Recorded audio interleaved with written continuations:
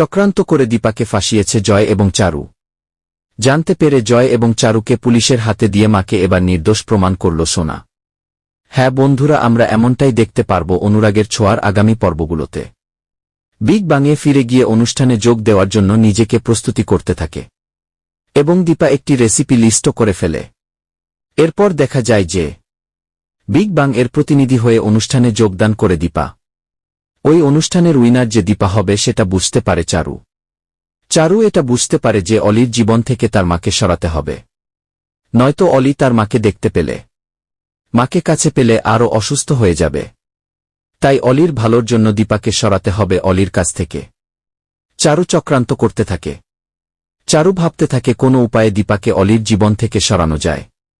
অন্যদিকে দেখা যায় গহনা স্টোরে দায়িত্ব থাকে জয়।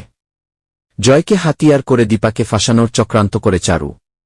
এরপর দেখা যায় চারু ইচ্ছে করে জয়ের পকেটে একটা ডায়মন্ডের নেকলেস রেখে দেয় এবং জয়কে চোরের অপবাদ দেয়। চারু জয়কে বলে এখন সে মুখ খুলবে এবং সকলকে বলবে জয় নেকলে চুরি করেছে। চারু জয়কে বলে যে সে যে ব্যাগটা দেখাবে সেই ব্যাগের মধ্যে গহনাগুলো রেখে দেওয়ার কথা। চারুর কথা মতো গয়নাগুলো অন্য একটি ব্যাগে রেখে দেয় এবং নিজের পিঠ বাঁচায়। তবে জয় বুঝতে পারে না ওই ব্যাগটা অন্য কারো নয়, দীপার। এরপর পুলিশ যখন ব্যাগ সার্চ করে দীপার ব্যাগ থেকে গহনাগুলি পায়, এরপর পুলিশ দীপাকে গ্রেফতার করে।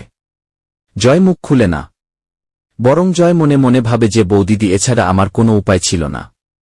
পুরো ঘটনাটি টিভিতে দেখে চমকে যায় সোনা। সোনা বুঝতে পারে তার মাকে ফাঁসানো হয়েছে, কিন্তু চক্রান্তকারী কে? কে তার মাকে ফাঁসাল? জানার জন্য উদ্দীপ হয়ে মাকে নির্দোষ প্রমাণ করার জন্য সোনা অনুষ্ঠানে গিয়ে পৌঁছায়। ওই অনুষ্ঠানে ছুটে যায় সোনা। সিসিটিভি ফুটে চেক করে দেখতে পায় জয় এবং চারুকে একসাথে। সেটা দেখে চমকে যায় সোনা। তাহলে আসল কালপিত তার কাকাই এবং চারু। রুদ্রমূর্তি নিয়ে সোনা থানার দিকে ছুটে যায়, যাতে জয় এবং চারুকে পুলিশের হাতে ধরিয়ে দিতে পারে, যাতে মাকে নির্দোষ প্রমাণ করায়, মাকে জেল থেকে ছাড়ানো যায়।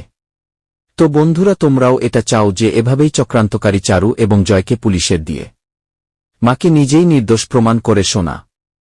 কমেন্ট করে জানাতে ভুলো না।